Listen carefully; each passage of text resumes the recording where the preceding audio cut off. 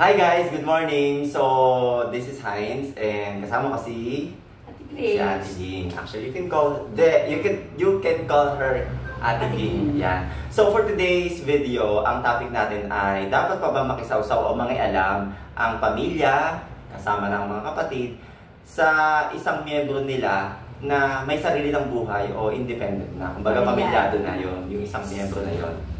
So, ano ba yung magiging opinion tungkol doon? So, ito yung topic natin ngayon. This is our first episode. So, sana mapanood nyo. At please do not forget to like, subscribe, and share this video. Okay. So, ate, yun ang tanong. Dapat pa bang mangialam, makisawsaw ang mga kapatid or nanay, tatay, ate, kuya, dun sa isang pamilya nila na may sarili ng buhay? Pamilyado na rin. Para saan kasi ano yan eh. Kung ikaw, halimbawa, minor de edad ka pa, o kaya may mga edad ka pang nakasandal ka pa sa mga magulang mo, pwede yun, pwede ko nilang pakialaman. Pero yung may sarili ka ng buhay, may kapamilya ka nga eh, hindi mo sila tinawag nung, di ba, nung magkapamilya, nagka-jowa ka, nagkapamilya ka, hindi mo sila tinawag, hindi ka nang hingi ng advice sa kanila.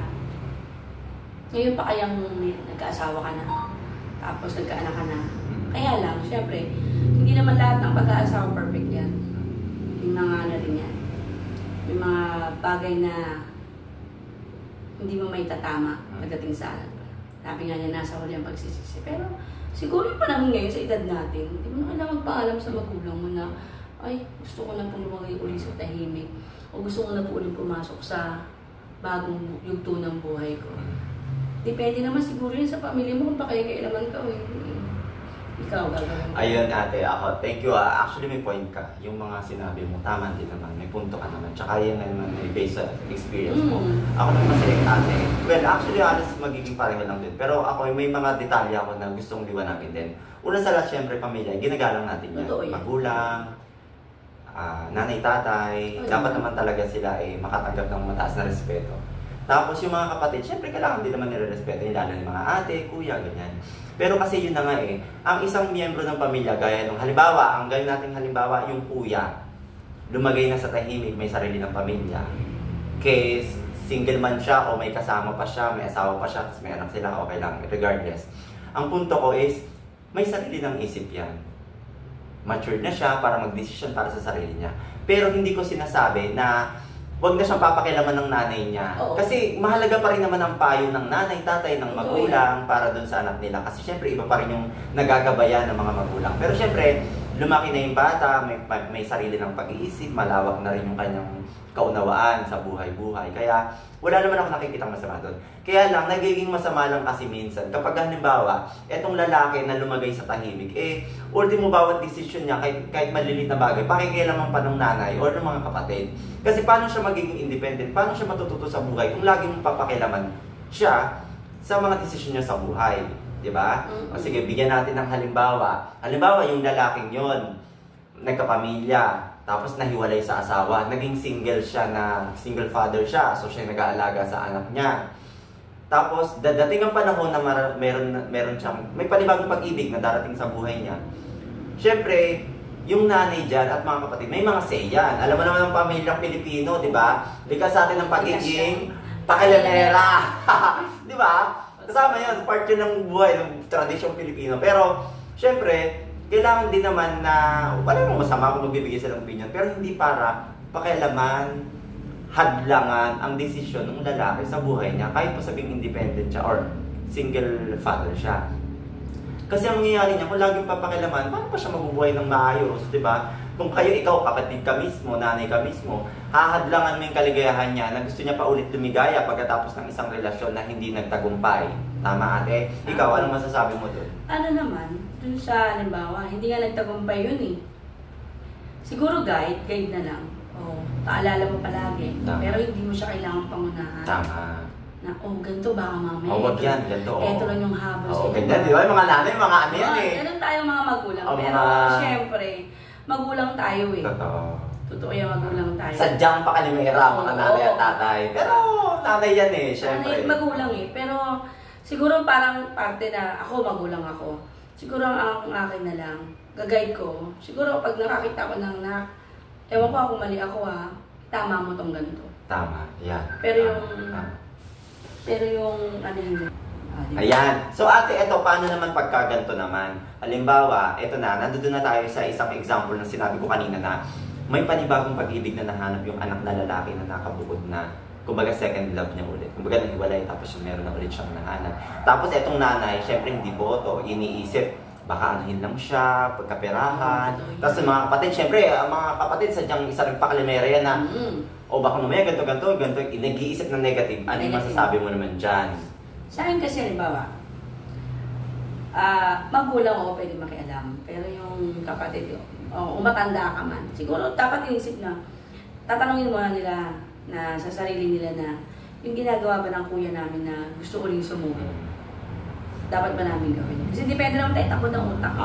Depende. Hindi, pare-pareho. Totoo. Kumbaga, pwede ka naman mag-suggest bilang kapatid, pero wag mo ipilit. Huwag mo ipilit. Doon sa kapatid mo na ito yung gawin mo decision. Saka eto rin, sa akin naman, hindi naman na kailangan, nanay mo pwedeng malaman. Pero hindi mo na kailangan paalam sa mga kapatid mo, na o ganito, may panasok, bagong relasyon, ganyan. Hindi na. Bali para sa'yo, ganyan. Kung gusto mo maging maligaya at gusto mo sumubok, sabi nga nila, di ba, pag hindi mo sinubukan, hindi mo malalaman kung tama ba siya, para sa'yo ba siya. Kasi habang naniligaw pa lang o ano pa lang kayo, sweet, doon mo malalaman. Pag talagang as in naging kayo na kasi magkasama ko yan araw-araw. Sa bagay, kikilalanin mo pa rin naman yan. Oo. Kahit mag-jowa kayo, makikilala mo yan eh. Posible hindi mo malaman kung ano yung mga ano niya, bads and goods niyang ano. Posible yun.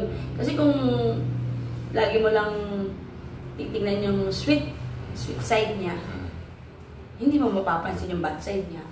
Kaya siguro mas magandang alam ng magulang. Pero kung malaman ng mga kapatid, mas okay yun. Pero huwag din ang pakialaman. Tama. Ako naman, so kahit wala pa tayong basher, isipin natin may bashers na tayo. Kahit kakagawa lang natin ng channel. Ako naisip ko naman kasi sasabihin dyan ng ibang kapatid, eh bakit kapatid naman siya, dapat may karapatan pa rin siya. Pero okay, nauunawaan naman natin yun. Pero ang kapatid kasi hanggang suggestion lang or ayan yung kayo, actually ang role ng kapatid is para sumuporta lang. Tama. Kasi hindi pa din naman alam nung kuya nyo, ng kapatid nyo, kung ayan magiging perfectong relasyon. Dahil ikilalanin niya pa din naman yung bago niyang magiging karelasyon. So hindi naman sinasabi na kung ano yung decision niya, tama na. Kasi lahat naman tayo, kumbaga bawat araw, di ba, puro lesson yan eh, natututo tayo. Di ba, life is continuous learning yan. Hindi naman yan yung natatapos lang sa isang specificong pangyayari. Hindi, tuloy-tuloy. Kahit yung mga senior na, yung mga 100 years old na, may mga learnings pa rin yan natututunan sa araw-araw na ginawa ng Diyos. Di ba?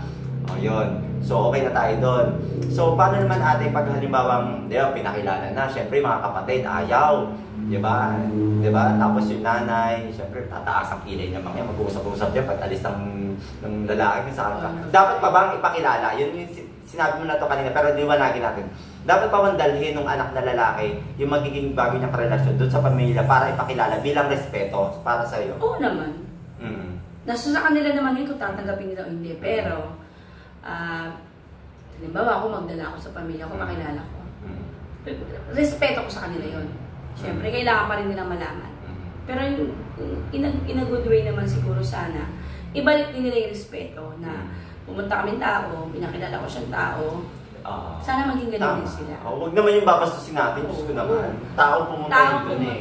Siyempre, pag alis, hindi naman mawawala sa akin Pilipino kung kailan umalis din tao sa tayo magsasalita. True. Tsaka hindi, eto yun te, di ba, yung mga kapatid natin, pagdating ng panahon, magkakaroon din kayo ng sarili nyong karelasyon. Ipapakilala din kayo ng magiging partner nyo sa pamilya nila. Gusto ba natin na gano'n yung maging pagtanggap sa atin, gagawin sa atin, babastusin tayo? Siyempre hindi, di ba? Syunga ka na lang kapag gusto mo ganong eksena. Pero, sinong may gusto ng bastusin? Pero di ba may mga tao naman na ipakilala na sa magulang. Sa kapatid hindi na. At least nagbigay respeto sa magulang. Tama. Yun. Kasi ako kung ako talaga, alam ko pag sinabi ko ito marami magsasabi. Magulang ko lang, papakilala ko. Pero, akin na yun kasi gusto ko lumigay. Pero sa mga kapatid, hindi mo na ipapakilala? Hindi na siguro muna. Sa bagay, kasi diba? Opinion mo yan eh. Sa yan eh. Tama kasi kung pakikialaman din naman nila yung buhay ko, bakit ko papapakilala? Mas maganda, may nalaman nilang may ganito na. Tapos nagkaroon kami ng problema na ayos namin. Tsaka minsan iwas stress din kasi the more na pinapakilala pa sa ibang miyembro ng pamilya. Dumadami yung ang daming opinion. Tapos lalo ka lang mapapaisip negative, hindi ka makakatulog dahil doon. Imbis na maging masaya, maligaya ka, hindi mo magagawa. Yung iisipin mo gusto mo lumigaya. Tapos ito may mga kanya-kanya silang kanya-kanya silang ganito ganyan yan. Opinion. Wala na, masisira na yung utak mo, hindi ka na makakapag-focus sa kanya. Tandaan natin ang pamilyang Pilipino, natural dyan yung parang kikilatisin pag pinakilala na yung manliligaw or yung mapapangsawa. Kikilatisin, ultimo yung kung malinis ba yung kuko, kung may ingron ba, kung may kuto ba, kung mataba, mapayat ba, kung sexy ba, di ba ganyan, lahat tayo. Natural sa atin yung mga Pilipino, mga pintasera, aminin natin yan, di ba? Pero ang punto is, humarap sa atin ng maayos yung taong yun. Igalang at respeto naman natin. Huwag naman tayo mambabastos. Kasi, be happy na lang. Oo, maging happy na tayo sa magiging buhay ng kapwa o kapatid natin. Kasi ganun din naman siya para sa atin eh. Ganun lang naman kasimple eh. Huwag na natin gawin komplikado buhay natin. Ganun lang siya kasimple. Pero alam mo tayo, sa totoo lang, sadyang kasing minsan may mga kapatid na demonyo eh, no? Oo. Totoo yan. Pakilamera. Diba? Pakilamera. Hindi siya maging masaya para sa kapatid niya. Aminin natin yan. May mga ganyang sitwasyon na, diba? Yung susulsulan pa yung nanay mo. Masabi mo ang ganito. Oo nga, ito kung ka pumayag dyan, ganito, diba? Ganyan ang mga ganyan. True. Siguro naman, malilit pa yung anak ko, hindi ko pa nakikita sa kanila yan. Sana pag lumaki sila, wag naman. Oo. Pero nasa paggabay mo naman yan. Diba? Pag nagabayan mo naman ang anak mo na maayos, alam nila na napayuhan mo sila na mga anak, ganito ha, dapat ganito, ganon. Ito yung tamang gawin, okay? Natuto tayong gumalang, ganyan, di ba? Nasa pag-uusap o nasa pagdidisiplina mo naman yan sa mga anak mo. Kasi pag naniniwala kasi ako kapag maayos ang pagpapalaki mo sa mga anak mo, hindi ka maliligaw at hindi ka masyadong problema dyan. Although hindi ka naman perfecto. May nakakasalamuha kasi yan sa labas na pwede siyang ma-influensyahan. Yung kaisipan niya, paniniwala niya, pagsasalita niya, hindi mo nakadinhawak yun. Pero ang mahalaga doon, meron kang itinanim sa kanyang magandang aral, hinubog mo siya. Tama? Di ba? Ganun lang naman din eh. Tsaka, sa atin namang mga magulang, hindi naman tayo... Hindi pa ako magulang, pero syempre, ikaw magulang ka na kaya... Hindi naman mawawala sa ating mga magulang yung mag-alala para sa kaligayahan ng anak natin. Totoo. Magulang kasi yan. Syempre dyan kagaling eh. Diba? Actually, kung meron mang dapat mangialam at meron mang manghimasok, walang iba kundi magulang lang. Bakit? Nagduwala sa'yo eh. Kung di dyan, wala ka naman. Diba? Depende naman sa magulang yun. Oo. Kaya... Ako naniniwala talaga ako na dapat nire-respeto ang magulang. Kasi pag ang magulang mo, binastos mo, walang mangyayari. Mabigat sa buhay yan. Mabigat. Kasi wala pa akong narinig na nagtagumpay na anak sa buhay tapos bastos sa magulang. Wala. Karamihan sa mga narinig ko, nakakwentuhan ko na mga tao na nagtagumpay sa buhay, mabait sila sa magulang nila. Ganun, di ba? So, yun na nga. Lalo na kapag yung isang miyembro ng pamilya nila na yun, napag-usapan natin, yung lalaki na bumukod na may sarili ng pag-aasawa ng panibago, di ba? Mas nire-respeto mo yung magulang mo, mas lalo kang pagpapalaki, di ba? Tsaka sa part naman ng magulang, ang mga nanay at tatay, ano yung din po natin, timbangin din natin, para sa anak naman natin, bakit natin ipagkakait, di ba? At saka, huwag natin iisipin lagi na baka ubusin niya yung pera ng anak ko, baka pagkakitaan niya anak ko. Kasi minsan ganun negative debate. Kung magkamali man sila, nandyan ka para sumuporta, i-guide mo. Hindi yung para sulsulan siyang, diba? Ikaw pa yung magbababa sa kanya. Guide mo siya. Paliwanag mo kung ano yung dapat niyang gawin. Tama. Hindi yung ida-down mo lalo siya. Tama naman. Support mo siya para lumakas uli loob niya. Na may bagong pag-ibig pa ulit darating sa buhay mo. Hindi yung, yan sinasabi ko sa'yo. Oo, ganun, di ba? Iba, pukutaan pa. Kaya yung anak tuloy may stress dahil magkaka-anxiety at madidepress pa yung anak. Imbis na maging masaya siya, imbis na dinala niya yung magiging partner niya sa bahay, pag uwi, na-stress pa siya. Yun ang sinasabing Filipino said. Oo, di ba? Hindi mawawala yan. Kaya Filipino said o Filipino says. Hindi mawawala yun. Whatever ate, kung ano mang, mga... kasi, ang mga Pilipino, gano'n naman talaga. Tanggapin natin yan, realidad naman talaga ng buhay sa mga Pilipino. Pero, wag din natin yung ugaliin yung gano'n. Nakakasanayan kasi natin eh. Kasi pag nangyari na sa atin yan, doon natin mauunawaan na, oo nga no, mali nga pala kami, mali nga pala ako. Bakit gano'n yung ginawa ko sa kuya ko, sa ate ko na nagbukod na may panibagong karelasyon. Diba? Pag sa atin na kasi nangyayari, wala na tayong say, parang support na lang. Support. Tama. Yan naman ang sikreto ng pamilya. Suportahan, hindi magsisiraan, ilalaglag mo pa. Eh kung yan ang gusto ng kapatid niyo may magagawa ba kayo? Tsaka sila yung makikisama, hindi naman ikaw Huwag kayo maghilahan pa ba? Oo, mahirap yan. Dapat yan support para mag-impose pa uli yung kayo. Tama. At lalong umunlad yung pamumuhay. Hindi yung magsisiraan kayo. Kayo na lang magkapatid magmahalan na lang. Although mahirap, madali para sa amin sabihin to, pero yun ang tama. Pero sa amin kami, hindi naman perfecto mga pamilya namin. May kanya-kanya rin namang problema. Pero sa karanasan din ni Ate Ging, yun yung tamang gawin. Diba? Yun yung mas makabubuti. Kaysa gumawa ka ng puro negative, masama, gagawa ka pa ng mga gulo sa pamilya. Huwag na, hindi natin ang sinusuportahan. Ayan. So for today, ayan po ang ating naging topic. Sana may nakarelate, sana may natutunan, at sana magalit sa amin. Huwag po kayong magalit sa amin kasi yan naman po opinion lamang namin mula sa aming mga kanya-kanyang isip.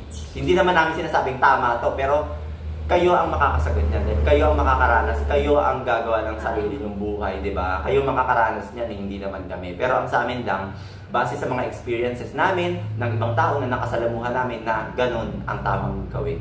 Okidoki. So maraming salamat po sa pagtutok nyo sa amin ngayong araw na ito. This is our first episode. Thank you kay Ate Ging, pumayag siya na makausap ko for today. So actually,